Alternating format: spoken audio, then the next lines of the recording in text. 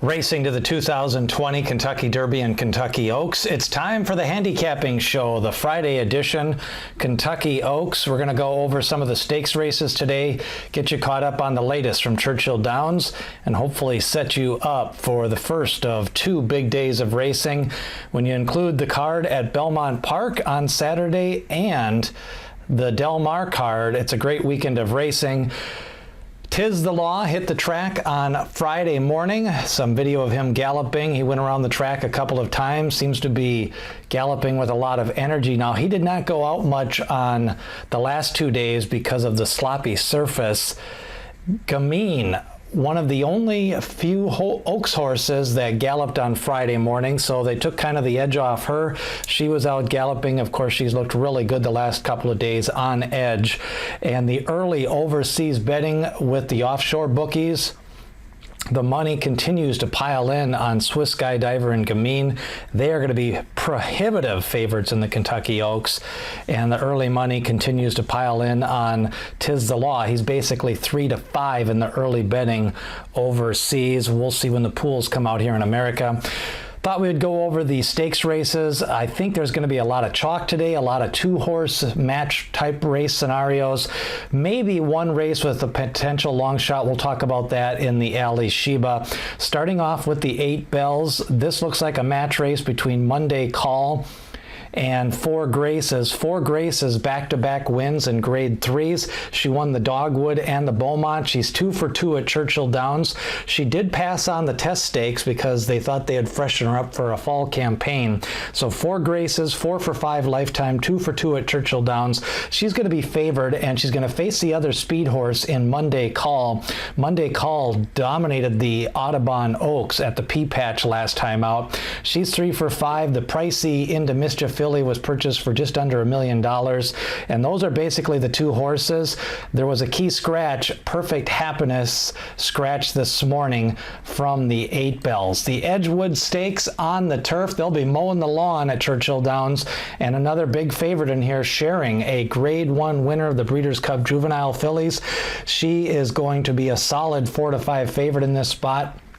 The Daughter of Spacetown has ran just 2 times this year. She won the Tepin Stakes at Churchill Downs. That was in May. Then she went overseas and ran a strong second in a big field over in Europe at Ascot, which is probably the toughest turf meet in the world. And she ran well that day. Seems to be working well, a 126 furlong workout on the turf, and then a 113 workout. She's in shape. She's in form. I just don't see anybody really being able to move up here except maybe Pranked in this spot.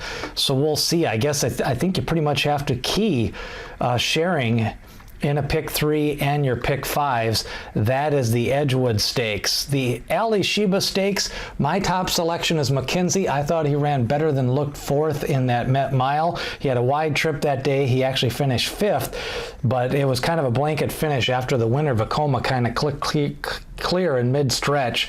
McKenzie, he won the Alpshiba last year. Question from here, does he go to the Jockey Club Gold Cup, or does he train up to the Breeders' Cup Mile, or try to go for that Classic again? Right now, Bob Baffert's got maximum security pointing for the Classic. The 2 horses I'll offer up as long shots. Owendale, he won on his debut in 2020, then went against the streaking Tom's Day Tot, who just kind of blew away that Stephen Foster field. I think Owendale is capable better than a 10-length loss in that race. And then the other horse is Possibility of Mr. Freeze. He was sharp this winter, then got over his head a couple of times and ship around, but he's been training for the last month at Churchill Downs. That's really his home track. He's 2 for 3 lifetime at Churchill Downs, and I think he does prefer the 1 1/8 to a 1.16 distance. Mr. Freeze could be a shot to put in your pick 5 or pick 4, because I just don't think the rest of the card is going to offer up any possible shots here on today's card of betting. Now, when you look at the La Troienne, again, another 6-horse field match race possibilities. You got Vexatious, who 2 races back lost to Monomoy Girl in the Ruffin Stakes at Belmont. That was after she had ran 3rd to Gentle Ruler at a 1 3/8 on the turf. Then she came back and beat Midnight Basoo on the square with a 105 Beyer speed figure. Vexatious going to be the second favorite in this spot, as you got Monomoy Girl, been cranked up, had a lightly raced 2019. She's 2 for 2 this year, won an optional claimer, then won the Ruffian Stakes, got a 104 Beyer speed figure in that race, set fast fractions that day. She's 4 for 5 at Churchill Downs, and they've been prepping her for this race. So I think Monomoy Girl and Vexatious are really the only 2 that I'd use in that race. So again, you just kind of looked at a lot of chalk. This race card came up kind of chalky later half of the stakes race. Then you got the Kentucky Oaks. And again, Gamine has looked outstanding on the track this week.